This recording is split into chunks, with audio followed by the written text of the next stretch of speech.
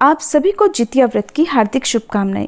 जीमूत वाहन भगवान सदा आप और आपके बच्चों की रक्षा करें। आश्विन मास के कृष्ण पक्ष की अष्टमी तिथि को जीवित पुत्रिका या जितिया व्रत रखा जाता है और मान्यताओं के अनुसार जितिया का व्रत सबसे कठिन व्रतों में से एक होता है।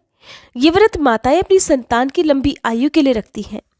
जितिया व्रत निर्जला और निराहार रखा जाता है। माताएं अपने बच्चों की सुख समृद्धि और उन्नत जीवन के लिए इस व्रत को निर्जला रखती हैं। सप्तमी तिथि को नहाए खाए, अष्टमी तिथि को निर्जला उपवास और नवमी तिथि को व्रत पारण करने के बाद ही ये व्रत पूरा हो जाता है। धार्मिक शास्त्रों के अनुसार जितिया व्रत के दौरान बहुत सारे नियमों का पालन करना जरूरी होता है, क्योंकि इस दौरान की गई गलती से आपका व्रत निष्फल भी हो सकता है और किए गए व्रत का कोई पुण्य भी प्राप्त नहीं होता। तो आइए जानते हैं जितिया व्रत के नियम क्या हैं और इस दिन पूजा कैसे करनी चाहिए। सप्तमी तिथि से लेकर नवमी तिथि तक किन किन नियमों का पालन करना जरूरी होता है। जितिया व्रत से एक दिन पहले नहाए खाए किया जाता है। इस व्रत में महिलाएं छठ पूजा की तरह ही स्नान आदि और पूजा पाठ के बाद भोजन करती हैं। सप्तमी तिथि को केवल एक बार ही शुद्ध सात्विक भोजन किया जाता है। इसके बाद शाम को सूर्यास्त के बाद अन्न और जल का त्याग कर दिया जाता है। फिर अष्टमी तिथि के दिन निर्जला उपवास रखा जाता है। ऐसे में नहाए खाए के दिन भूलकर भी लहसुन प्याज का, मांसाहार का या किसी भी तरह का तामसिक भोजन व्रत के एक दिन पहले बिल्कुल भी नहीं किया जाता है। धार्मिक मान्यता ये है कि ये व्रत एक परंपरा की तरह निभाया जाता है, यानी कि पहले सास इस व्रत को करती हैं, उसके बाद घर की बहुएं इस व्रत को रखती हैं। यदि आपकी सास है तो जितिया व्रत केवल आपकी सास ही रख सकती है। इस व्रत की जो भी परंपरा है उसका पालन आपकी सास ही कर सकती हैं, और अगर सास इस व्रत को रखने में सक्षम नहीं है तो उनके बाद आप इस व्रत को प्रारंभ कर सकती हैं। अगर आपने एक बार जितिया का व्रत रखा है तो फिर इसे हर साल रखना चाहिए। इस व्रत को बीच में नहीं छोड़ा जाता है।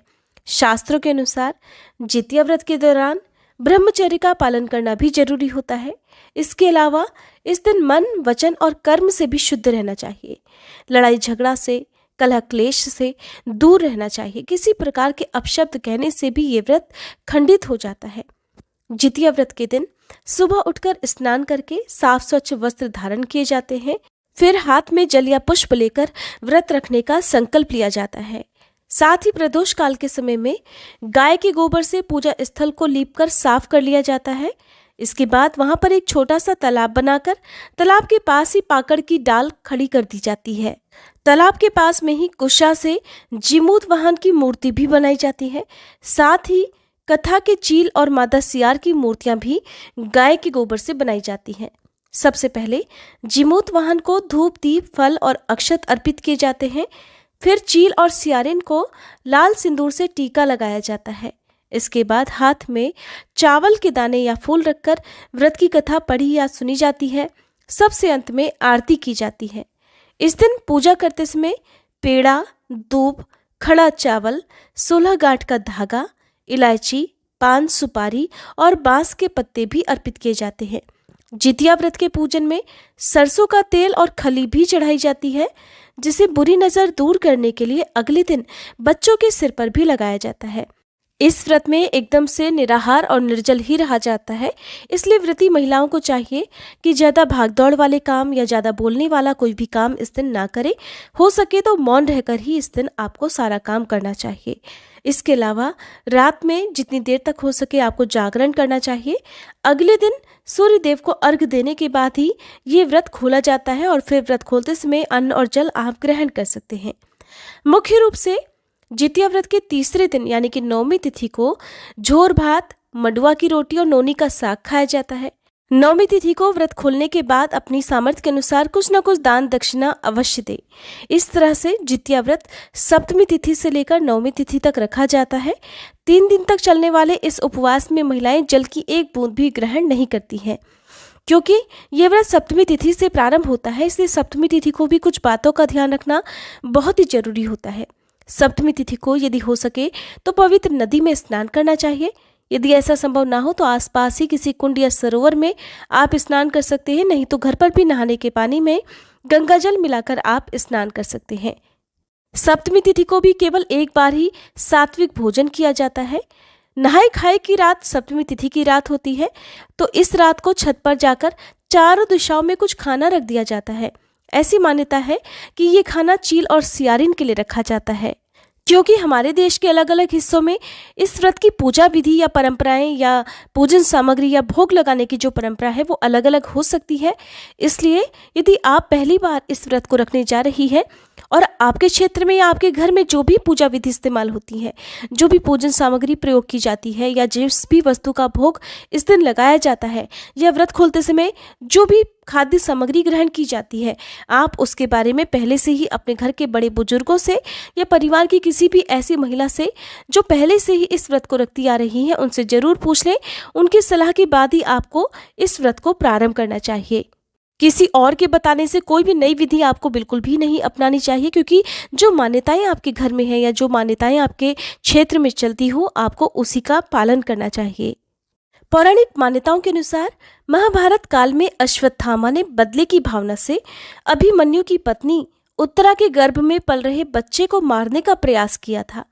अश्वत्थामा ने जब ब्रह्मास्त्र से उत्तरा के गर्भ को नष्ट कर दिया, तब भगवान श्री कृष्ण ने उत्तरा की अजन्मी संतान को गर्भ में फिर से जीवित कर दिया।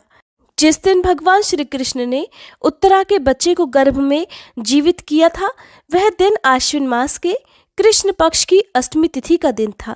तब से संतान की लंबी आयु की कामना के लिए जीवित पुत्री का व्रत रखा जाने लगा।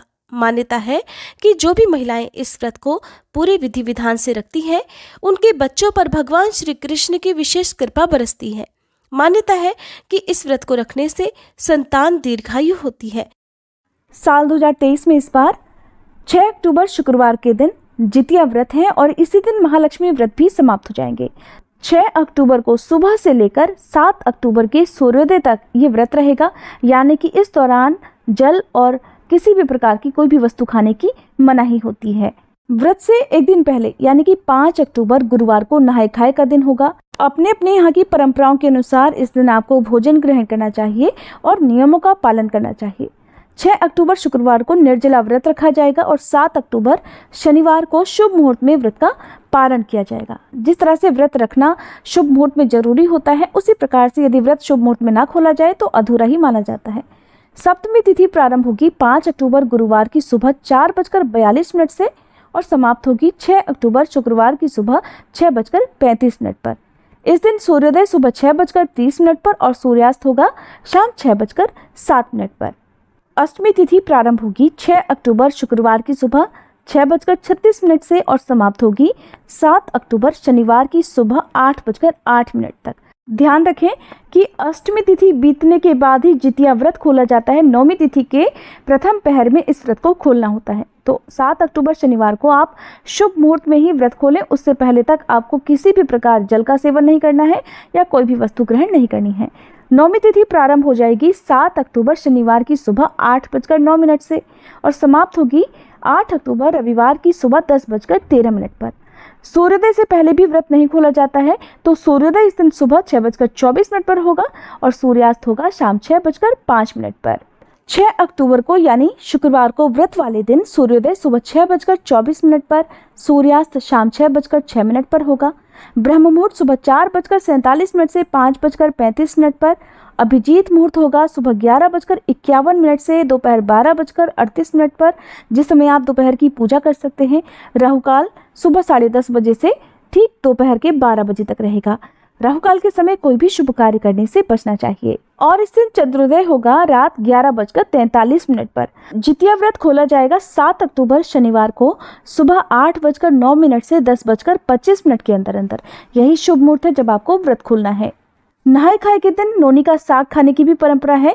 कहा जाता है कि नोनी के साग में कैल्शियम और आयरन बहुत अच्छी मात्रा में होता है, जिसके कारण व्रती के शरीर में पोषक तत्वों की कमी नहीं होती है। जितिया व्रत के पारण के बाद महिलाएं जितिया का लाल रंग का धागा गले में पहनती हैं। व्रती महिलाएं जितिया का लॉकेट भी धारण करती हैं। पूजा के दौरान सरसों का तेल और खल चढ़ाया जाता है और जितिया व्रत के पारण के बाद ये तेल बच्चों के सिर पर आशीर्वाद के रूप में लगाने की भी परंपरा है। जानकारी अच्छी लगी हो तो वीडियो को लाइक करना मत भूलिएगा।